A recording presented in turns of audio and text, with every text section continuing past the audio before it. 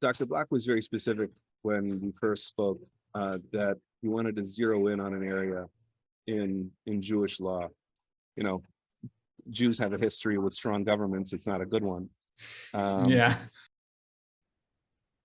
Hello, everybody, and thank you for joining the Gentleman's Assembly interview with Mr. Jonathan Lubin, who is currently in the process of working on co-authoring a book with Professor Walter Block regarding property rights in the Talmud. So, hello, Mr. Lubin, how are you? Life is good. How are you doing? Sorry for some of the background noise. I'm at one of my favorite cigar places in Skokie. Well, the only cigar place in Skokie, Illinois, but one of my favorite cigar places in the Chicago area. Perfectly fine. It's a nice shout out. So, one thing I'd like to ask you is how exactly you got into anarchism and libertarianism as a philosophy, being as Jewish culture isn't exactly a very libertarian one. Sure. It's about as cliche a story as there is, I think, in this world. It was Ron Paul.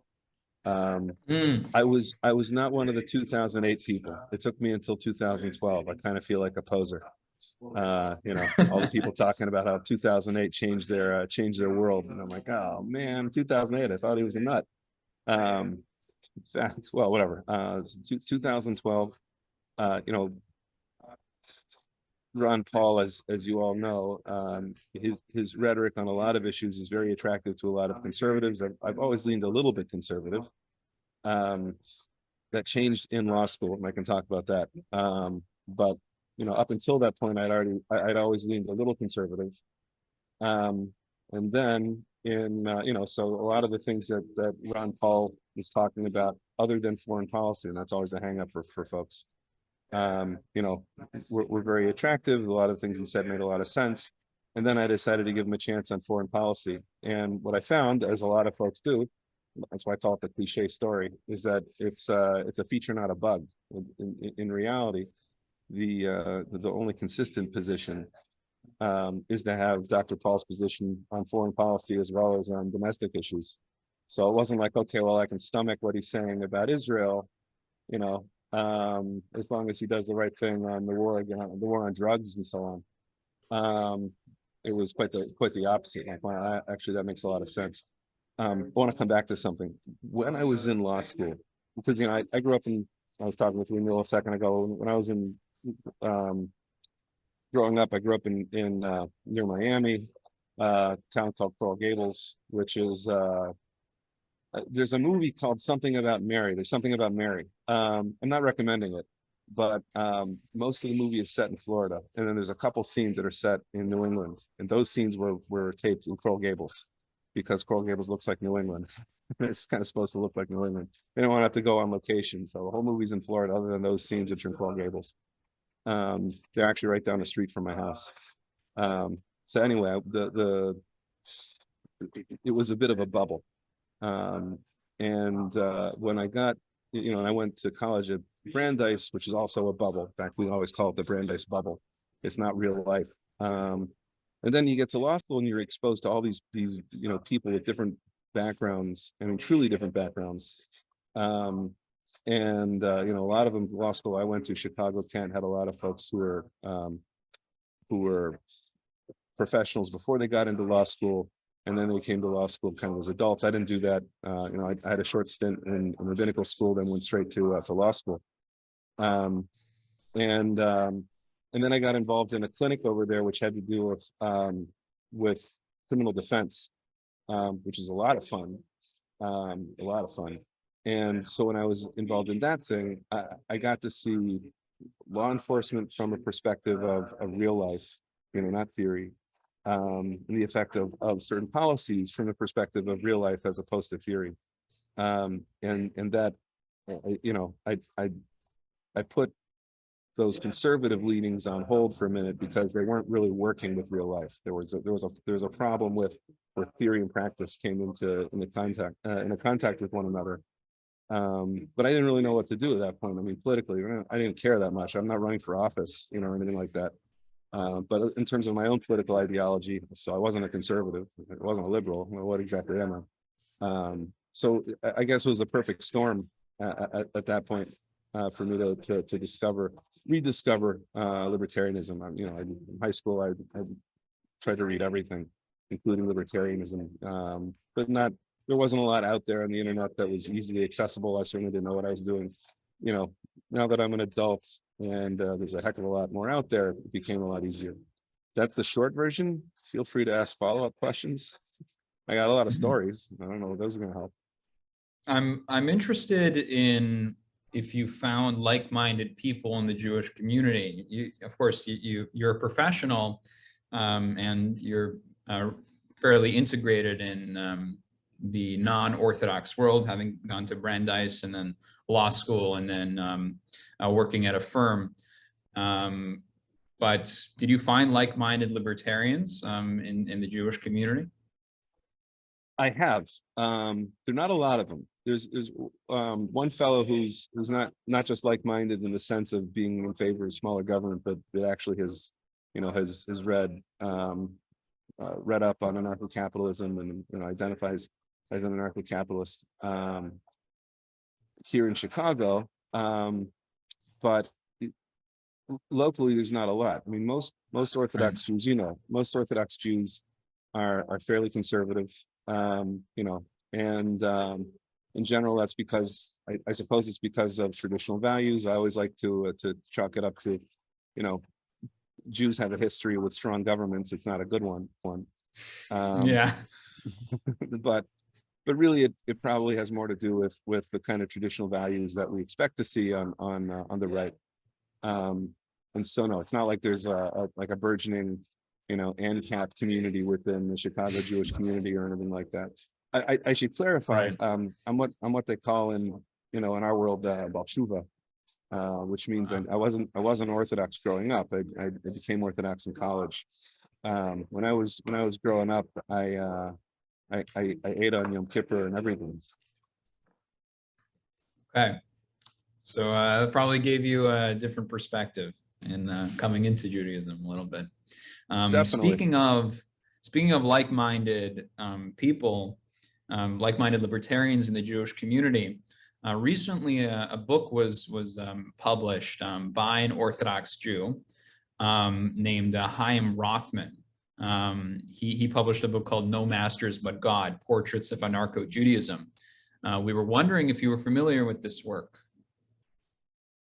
I'm not. What's it called again? I'll look it up. It sounds great. No Masters But God, Portraits of Anarcho-Judaism. It covers left-wing anarchist works coming from the Orthodox Jewish world in the past century. I think we highly recommend it. Of course, we're not left-wing anarchists, but there's a lot of, there's obviously common ground. I am familiar with. I know it exists. Oh, okay. That's yeah. Right. Yeah. Okay. So hopefully, maybe you'll incorporate some research from that work into this coming project. And I suppose this is a nice segue. So how did you hear about Walter Block's book on property rights in the Talmud? He's remarked that it was a rather esoteric project. For example, I asked him in a Q&A how the project was coming along, and he expressed, how do you know about this project? It's not such a public thing. As it turned out, he had mentioned it in a previous Q&A that I attended. But we're very curious. How did you hear about this project? Someone who, it's in its infancy. It truly is in its infancy. So any questions beyond the most superficial are going to be hard to answer. But how I got hooked up with him, obviously I've heard of him. Someone reached out to me on social media. I think it was on Facebook, and suggested that I contact him about it, and I did. He got back to me, asked me a couple of follow-up questions. I suppose to try to figure out, libertarian is a word that has, a lot of meanings, and in some cases no meaning at all. So, when I use the word libertarian, what do I mean? And I guess he was satisfied with my answers. I did the right type of name dropping. Good. I suppose it's worth mentioning, of course, that in the Orthodox community, we have a very prominent rabbinic scholar who was also an economist in the Austrian school, Rabbi Israel Kirzner. Yep. we were wondering if Block or you might communicate with him about the project. Of course, he's rather old, but I imagine he might be interested. I don't know. Phenomenal idea. It's a phenomenal idea. Okay, so someone's got to get to. I think he's in Washington Heights. Someone's got to get to him. So in any case, about your participation in the project, of course, you've expressed that it's in its infancy, but this project is to me just a yeshiva student. It's rather daunting. The amount of knowledge you must have in not only the Babylonian Talmud, not only the Hebrew Bible, but also through to the Rishonim and the Acharonim. It's a lot of material. It's definitely a lot of material. So we were wondering, maybe what are your qualifications in that respect, and also maybe if you have initial thoughts on how you're going to approach collating this huge mass of knowledge into a book. Well, that's a very open-ended question. Remind me to hit all the points, my qualifications, sure. The breadth of the project, what our focus is going to be. I'm going to start with the bottom one because it's easiest. Dr. Block was very specific when we first spoke that he wanted to zero in on an area in Jewish law. I forget which one of us came up with specifically with property rights, but for those who want to look it up, but where we're at now is the very beginning of Bava Basra, which discusses the nature of real property rights. And specifically the question right there in the beginning is, what does it mean that I have an interest in real property? Does that mean that I have a privacy interest? No one can look into my backyard. And are there, what structures am I allowed to erect, or can I force the other guy to erect in order to keep him from looking into my backyard? Is he allowed to put a porch up on his roof? Right. Look up into my backyard. The term is hezek re'iyah, which means, like the damage that comes from someone looking into my backyard. Hey, I'm out there tanning, what are you doing? But he was very specific that he wanted to focus on something that was like bite-sized to begin with, at least. Before we kind of explore that. Now, as you pointed out, within the concept of hezek re'iyah, there's what it says in that section of the Talmud. There's things that are said on other sections of the Talmud. There's the Rishonim, there's the Acharonim. So like what happens there. It's how much background should we give the audience here? I don't know who our audience is. Okay, so the Talmud is a collection of let's do this real quick. Sure. The 30-second version. The Talmud is a collection of arguments that the rabbis engaged in, actually in several different periods. It starts with a document called the Mishnah, and the Mishnah was codified in around the year 200. And it's just, if you look at it, it's very short. You can actually read the whole Mishnah, relatively quickly. Not that quickly, but you can read it relatively quickly. And it's basically, it's always, the structure of it is always, this rabbi says this rabbi says this. And then sometimes it'll say, and all the rabbis say this, like all the rabbis say this. And then over the next few hundred years, there were arguments about, okay, well, what does that mean exactly? What are the parameters of the law? And so that's the Talmud. The Talmud was put together, was redacted in around the year 600. And almost immediately there were discussions about the Talmud that started to happen. A lot of yeshiva learning, when you go to a rabbinical school, a lot of yeshiva learning will be based on the Talmud itself, and then you'll open up and you'll refer to the Rishonim. Rishonim are rabbis in the late medieval period, up until, gosh, what's the cutoff? Around 1500 something. I think most people cut it off with the Shulchan Aruch. No. Yeah, with the Shulchan Aruch. Yeah, exactly. I'm trying to remember when the Shulchan Aruch was written. In the 16th century, I think. Yeah, around there. And then the cutoff is there was a book that was written that typically in English is rendered the Code of Jewish Law, which isn't what it's called. It's called the Shulchan Aruch, which means the arranged table. The idea being all the laws set out before you like an arranged table. And that kind of is the end of the Rishonim period and the beginning of the modern period, also referred to as the Achronim. Okay, so in other words, within our learning, this isn't 30 seconds, I apologize. Within our learning, No problem. there typically is a hierarchy of importance. Obviously, if it says something in the Torah, in the 5 books of Moses, that's paramount. If it says something in the prophets, it's very clear, that is important, not as important as in the 5 books of Moses. Most of the explanation of that will come from the Mishnah or the Talmud. Obviously, if it says something in the Talmud in a clear way, and the Talmud sometimes has arguments, it's like an ink blot test for some people. Like a lot of folks will find whatever they want to in there. But if there's like a clear ruling in the Talmud, obviously rabbis don't come in later and say, yeah, well, I disagree with that. And then within the Rishonim, so they're typically the people that tell us what the Talmud means. And you really have to have broad shoulders to take one of them on. Like, no, I disagree with him. He's wrong about that. Like, no, you wouldn't really say that. And so that's kind of our hierarchy, right? So far, what we've been focusing on in this project is the Talmud in the very beginning of the tractate of Bava Basra, which is that's part of a set of tractates on civil law, and Bava Basra focuses mostly on property law. And within that rubric of property law, we're really discussing real property and the extents of it. Okay, my qualifications. The nice thing about the Jewish community is we really do try to be a community of scholars. We're folks who have the least amount of involvement in the yeshivas and rabbinical schools and whatnot are still learning something.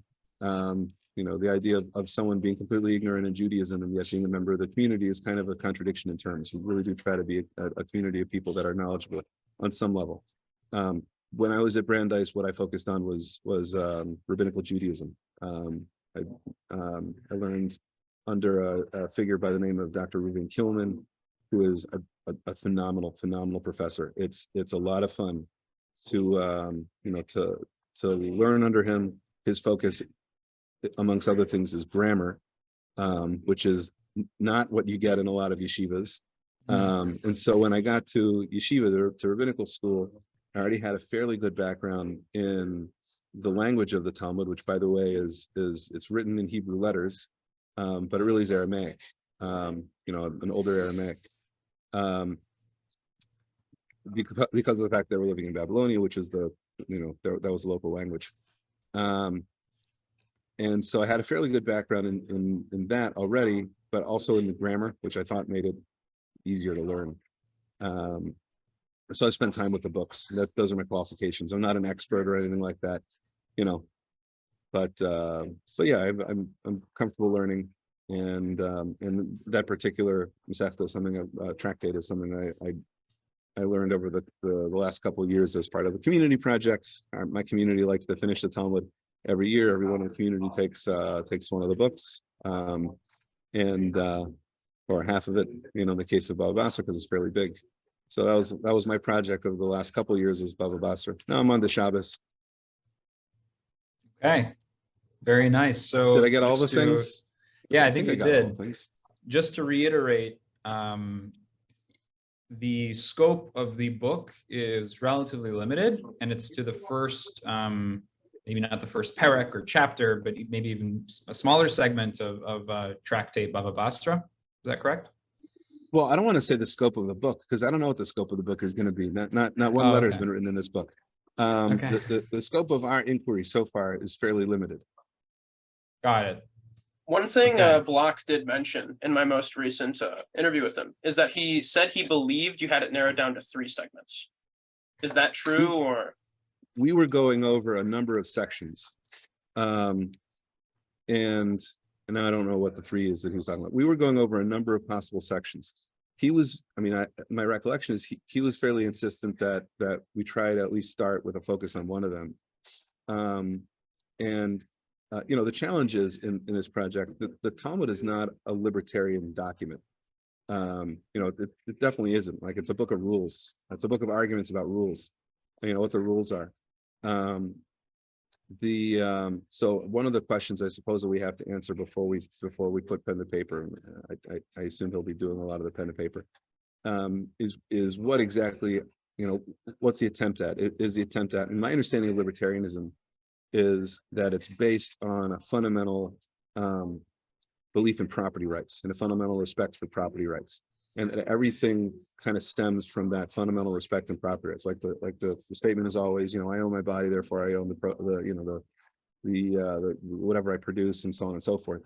And so at this point, I think both of us thought, and I certainly thought, it made a lot of sense to start with like one of the fundamental questions in property rights, which is, if I own real property, what do I own exactly? What are my rights within this real property? Because in the Talmud's conception of the world, and I think we can get into later how the Talmud works, and particularly how modern Jews work, within potentially a libertarian environment. And I think we're very compatible with that, which I can talk about. But the Talmud's conception of society is that we have a certain responsibility for one another. And that's, within communities, certainly within communities. So assuming you have a Jewish community, Jews have a responsibility for one another. And then a community that we all have for, like, the peace of the world. And peace I use not in the sense of not fighting, although that's also good, but in the sense of everyone being happy and productive and all those things.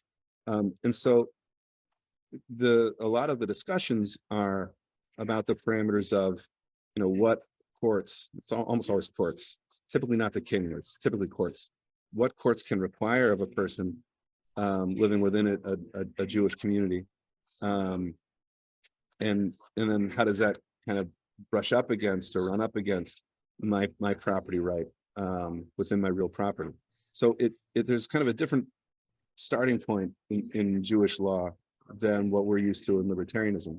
And so, one of the interesting things in the discussion, I suppose, will be, and this is all theoretical at this point, but one of the interesting parts of the discussion is going to be, how do these work together? If I could answer it for just I say 30 seconds, but it's not going to be 30 seconds. You can take as much time as you need. So I think part of the answer is, within my conception of libertarianism, and particularly based, by the way, on Hans-Hermann Hoppe, he doesn't talk about a society with no rules, because that's not a thing that exists, right? One of the questions we always have to ask is, where are the rules coming from? Are the rules agreed upon by all the people within the community? But the notion of a covenant community is, not only is it not foreign to Jews, it's what we've been doing for most of our history. Even now in Chicago, in this very, Chicago's, by the way, not that liberal. It's not as liberal as people say it is. It's Democrat controlled. That doesn't mean it's liberal. But it is certainly it's a top-down controlled city. Even within the context of the city, we have a very self-sustaining and self-regulating community. And if all of the trappings of government were to just disappear tomorrow, we would continue to have a very self-sustaining and self-regulating community with a religious court that people go to deal with their issues with one another. By the way, both under secular law and under religious law. It deals with divorce and everything else. We would have all of that in place, and we'd be able to do that, I think, within a system that would be recognizable to someone like Hans-Hermann Hoppe as a functioning covenant community. There are a lot of expectations on individuals that are not community rules, right? There are things I'm expected to do both in the privacy of my own home and in my relationships with others, and how I interact with the community. If I violated those things, my rabbi wouldn't throw me out of the synagogue. He'd take me aside and talk to me. But there's no top-down enforcement in our community. It doesn't work that way. So Right. I think there is a way to read the Talmud as being, not antithetical to libertarianism, but certainly not jibing with libertarianism. I'm sure there's a way to read it where it's antithetical to libertarianism. I think that would be pretty irresponsible. But there's definitely a way to read it where it works perfectly with, I think, the best of libertarianism. When I say that, I don't mean specifically Hans-Hermann Hoppe, but an image of it that's consistent with Hans-Hermann Hoppe's. I couldn't agree more. In fact, I've spoken with many Orthodox Jews who find Hoppe's notion of the covenant community not dissimilar to how we function since the exile. Yep. Mutually agreed upon rules and then deference to courts, which are usually consented upon, especially in the United States today. Yeah, we have Right, competing courts. that's You go right. to, in Chicago, it's smaller, but you go to Brooklyn, you get to choose which court you go to. 100%. Right, And, right. and there's community norms that have developed, some of them more effective than others, but about what if I want to go to one court and someone wants to go to another court? Yeah, you bet. We have all that. We have all of that. 100%. Jason, you want to continue? Yes. So yeah, I suppose you're presenting a very good picture for how Jewish life and Jewish law fits in well with libertarian law. But one thing I was thinking about is how could you reconcile libertarian law with halakha, in the sense that Sanhedrin, for example, the Sanhedrin levied punishments against people and executed these punishments, and could you say that there's a justified basis within Jewish law to say that the Sanhedrin has parameters that it can't punish in a way that's seen as aggressive from a libertarian standpoint? Sure. I mean, well, that's why I started by saying that the Talmud is not a libertarian document. And so, I don't want to come in here and pretend that the society that the Talmud is painting would be exactly the society that even Dr. Hoppe is painting in Democracy, the God That Failed, or whatever. However, one of the concepts that comes out a lot, particularly in Sanhedrin, is a tractate of the Talmud, but refers to the Great Court of 72, which is referred to by the Greek word, by the way, Sanhedrin. You can't find that word in the Torah, but and by the way, the power of the Sanhedrin typically is devolved to smaller courts that are within communities, kind of similar to what we have today, where you have courts of 3 that hear civil disputes. And I think what you're getting at more is the capital disputes, or the capital issues, where someone is found to have violated a capital law for which the punishment is death. Some of those things are things that libertarian societies we would also have laws against, like murder. But some of those things are not things that as libertarians we would want to legislate against, to the extent that that's the right word. I suppose the line of attack there is a deference even within that system to personal responsibility as opposed to court imposed responsibility, and you see that in specifically the evidentiary rules, but you also see that in a lot of the legal circles. You use the term dicta. I mean, things that are not really legal in their statements that are not really legal in their import, but really give a sense of what the court thinks. So there's a sense of what the Talmud thinks. One of the things the Talmud thinks is that a court that and the language it uses is interesting, actually. A person that kills one person in 70 years. It doesn't say more than one person. It says a court that kills one person in 70 years is a bloody court, and that's an insult. It's not a good thing, So we're not Texas. You broke the law. It's the end for you, buddy. But also in terms of so in other words, there's a preference for finding of not guilty, even if the evidence is overwhelming.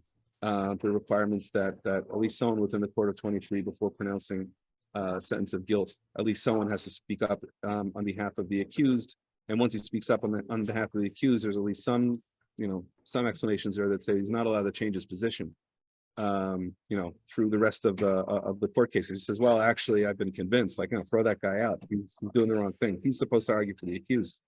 If the court doesn't vote with a supermajority, not 60%, but it has to be more than 2, it has to be a majority of more than 2 of the 23, to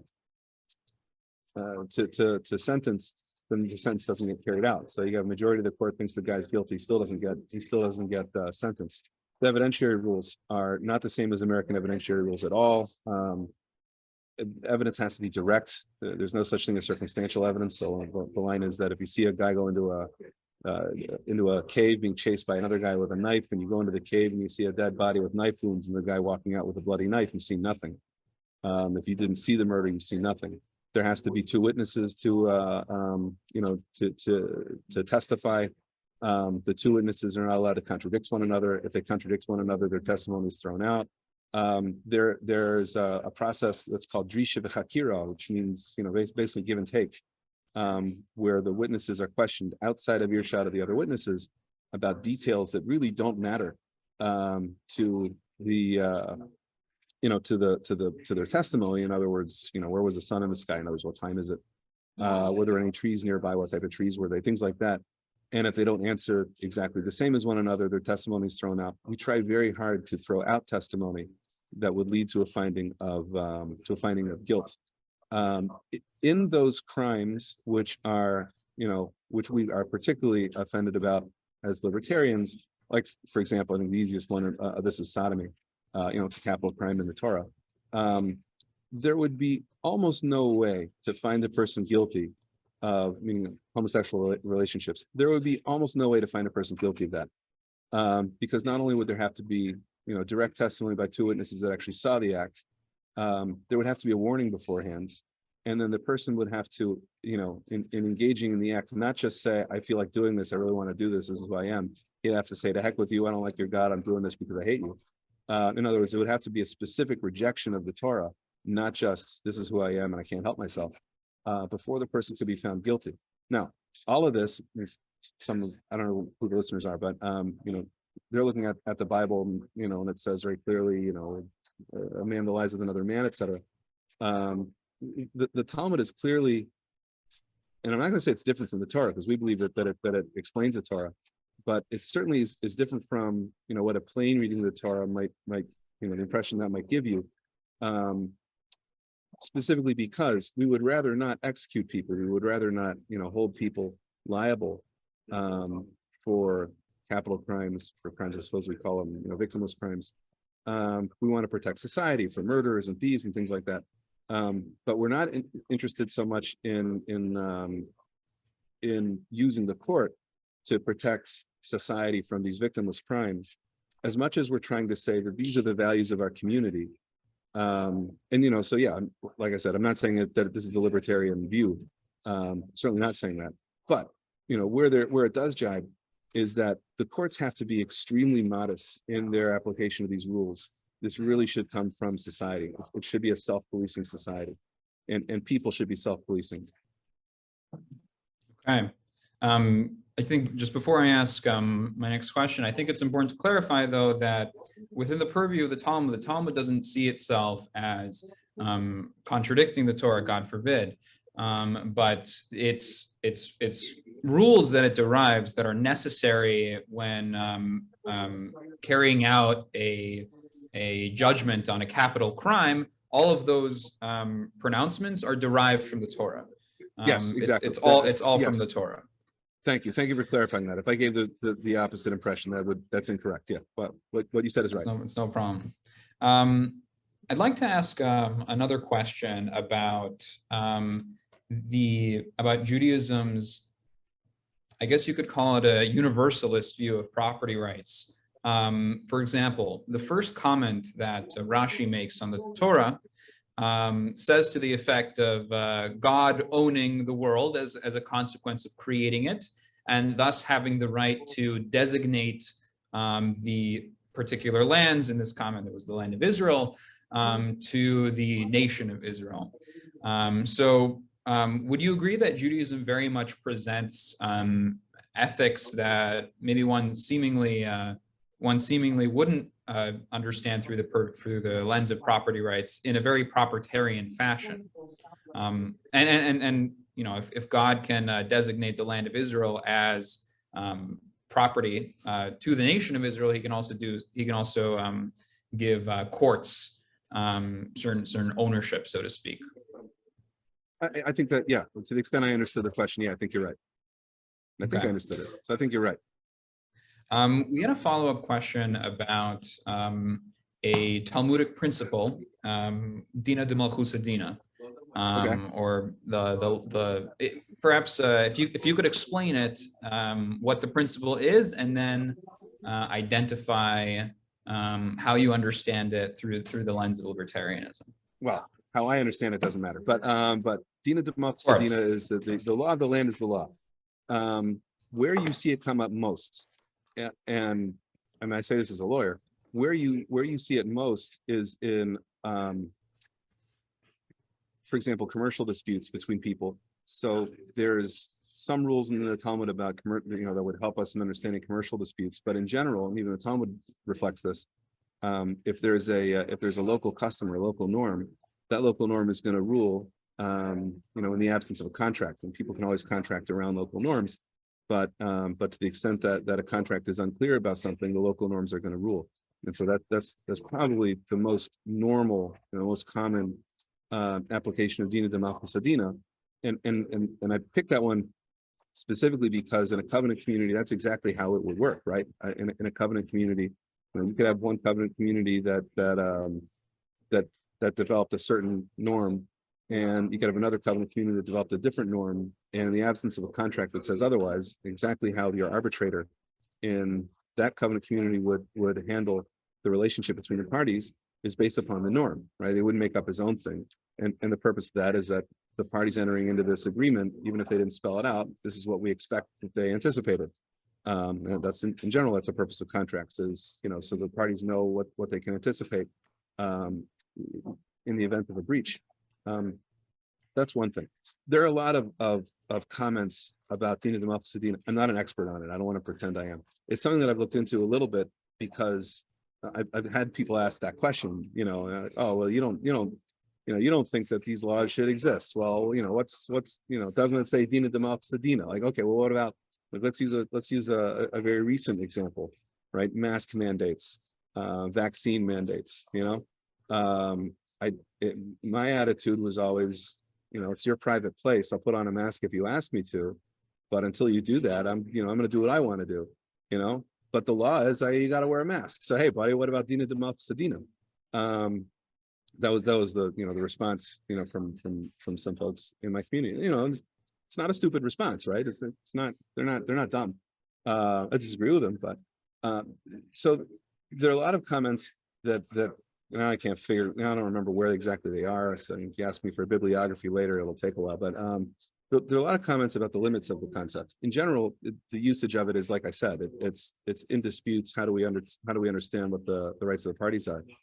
But there are definitely comments suggesting that a person should pay taxes because Dina Democracy Dina.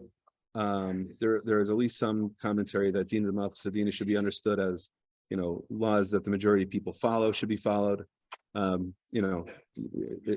kind of like the Supreme Court in its decision of Dickey's v. Kress. They said that a policy is what people do, not what the laws say they are.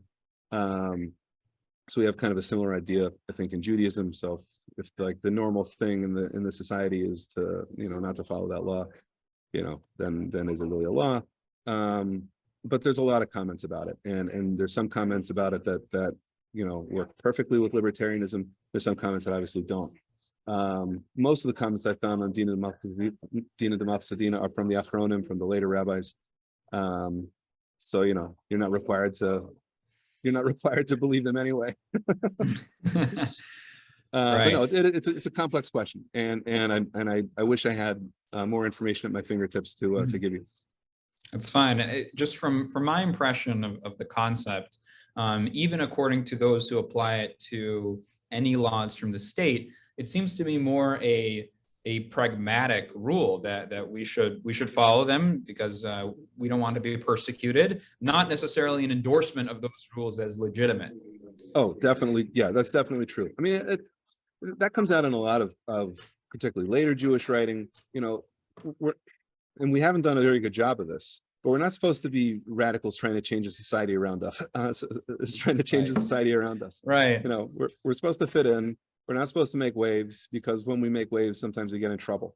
It's, a lot of the later writings will focus on that, and for good reason, because a lot of the later writings were after pogroms and things of that nature. But yeah, they'll point to Dina Democracy Dina. They'll point to the three oaths are always a fun discussion. if you want to get into Zionism and all that. But one of the 3 O's, by the way, is it implies that we're not changing the societies around us. We're not, we're not trying to like make revolution and whatnot. Yeah, I'm not leading a revolution. So I just want to live my life with my kids and bring them up the way I want to bring them up, which is pretty that's revolutionary in America these days. Yeah. Unfortunately. Regarding that comment that you wouldn't be starting a revolution or anything, I'm curious how the principle that the law of the land is the law relates to libertarian praxis specifically, and how you would view that. Libertarian praxis? Yes, as in like the aim to establishing a libertarian social order. So, I mean, that's not a Jewish question. That's a very pragmatic question, right? How do we accomplish the goals of liberty where we live, within our sphere of influence? And I tend to think that the best way to do it is just to be awesome within your community. Bring your kids up in the proper way, to be responsible people. Help each other out within the community, in a voluntary sense. Set up schools that teach proper principles. A people that believe in liberty are a mature people. It's societal degradation, which typically comes with increased government, also comes with a lack of maturity, and those two almost always go hand in hand. Which I think Hoppe discusses, but you don't need Hoppe to discuss it. I think we have, it's something that we see, and it's something that we believe strongly in Torah. Look, there's an interesting there's a Hasidic discourse by the third Rebbe of my sect, the Lubavitch sect, and the book is called Derech Mitzvah, and it's the discourse on Minui Melech, appointing a king. The kings are big in Judaism. We like kings. There was a comment when the kings in Europe fell, that it was a bad sign, because now we weren't going to be able to make a metaphor to a king anymore. How are people going to understand? Mashal Melech is a metaphor of a king. How are people going to understand it anymore? This democracy is a weird thing. And so the question is, for our purposes, more fascinating than the answer. The question it asks is this: in the world to come, when the Messiah comes and all that stuff, there will be a people, both the Jewish people and the world at large, that will be completely mature, and their knowledge of the law will not just be intellectual, it'll be inherent. In other words, just like you wouldn't stick your hand into a fire, you're not going to violate the laws of Shabbos, the Sabbath, and for the same reason, because you're not stupid. You're not going to do something dumb that's counterproductive. It's going to hurt you. And so once that's the type of society in which we live, where people have an inherent understanding of what's right and what's wrong, what's the need for a king? And then it answers that question. The answer is beautiful. But the question's important, right?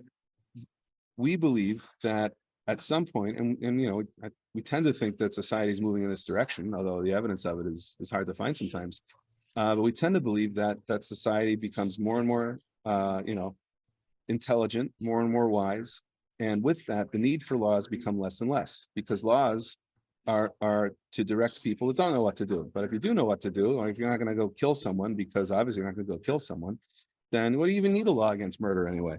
So so that's kind of our I think that's ultimately our belief in what law is supposed to accomplish, and therefore what the elimination of law is supposed to accomplish, right? It's supposed to come with a with a maturing people. I forgot your question. What's the question? I think you answered it, but I'm curious as to the discourse's answer. Frankly, what is the need for a king in the Messianic age? Then I mean, so it's very Kabbalistic, but the one sentence answer. It's been a while since I learned it. The one sentence answer is that the king sees everything from an even higher level than the people, and can teach them wisdom. So that's always the answer. Is that the purpose of the king is to teach people wisdom, not to kill people, but go off the right path. Is to teach people wisdom. The natural elite, so to speak. Yeah, exactly. I mean, look, we have that in our societies now, right? The rabbis tend to be the smartest among us. They tend to be, and I'm sure there are examples where that's not the case, but the rabbis tend to be the smartest among us. If there's a rabbi that's a dweeb, the synagogue will probably throw him out. You know, he won't be elevated to the rabbinical court. And we follow these people, not because they're forcing us to, but because, you know, it makes sense to do that. It's smart to do that. Mm-hmm. That's not always true, but we try to make that true. Yeah, no, it's our goal. You mentioned a couple times throughout the interview Zionism, and you can choose whether or not to answer this. I know it's rather tangential to the topic, but Walter Block has written about Zionism from a libertarian perspective, and it is an area of contention among libertarians. Of course, Murray Rothbard was not so inclined to the Zionist project. And I'm curious as to your stance. You also mentioned the 3 oaths. We don't have to get into a whole sermon on the topic, but I think it's worth clarifying your position if you're willing. Yeah, in a given day, whether I'm sitting in my living room hanging out with my kids on a podcast or chilling out with my buddies with cigars and beer, the topic I want to talk about least is always Israel. Yes. So yeah, let's do that. So, okay. First of all, I'd like to think I'm pragmatic in my view on Israel. And when I say that, what I mean is there are a lot of movements within the Orthodox world, and particularly the ultra-Orthodox world, that have a strong objection to the state of Israel on religious grounds. And I don't know that they matter. And when I say that, what I mean is not that they don't matter, they matter a lot, but I mean that I don't know that religious grounds matter, because the state is a reality at this point. And so, you know, to sit there and say it shouldn't have been created, well, great, but that already happened, so now what? The question that, you know, to the extent we're just sitting around and saving the world on a podcast, you know, the question that we should be trying to answer is, okay, now what?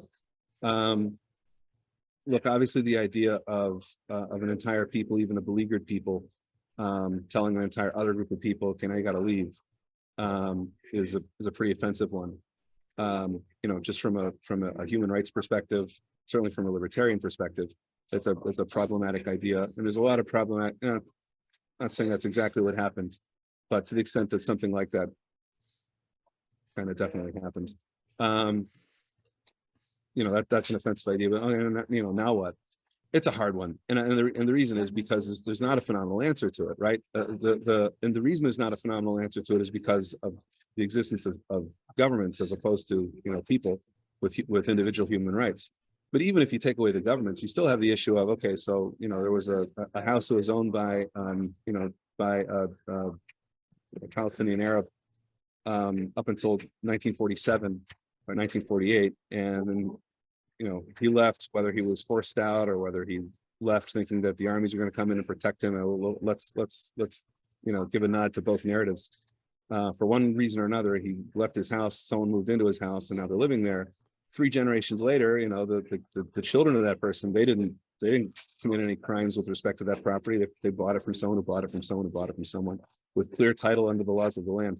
You know, so there's not a phenomenally great answer to these questions, even if you remove the issue of governments. But certainly with the issue of governments, that's creating the problem. And you know, why I say that is most people can live together without a problem. In where I live in West Rogers Park, you know, it's a very multicultural community.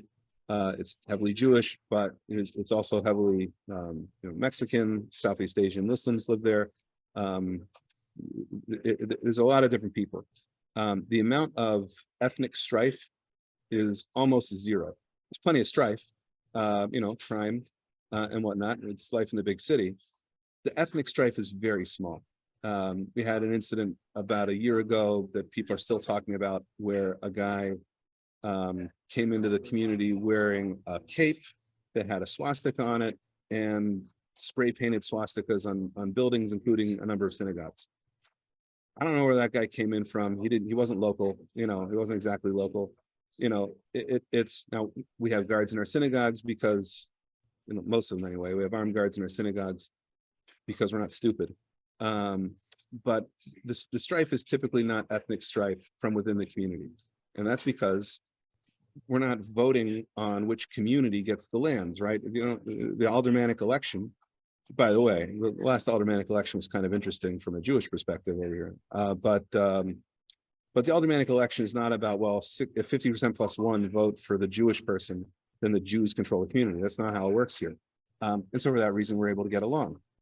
When the question is, which one of our two governments is going to get to control the other person, that creates community strife. I mean, you know, that creates community strife in America, and in Israel, where the question kind of breaks down on ethnic lines, it creates ethnic strife. But I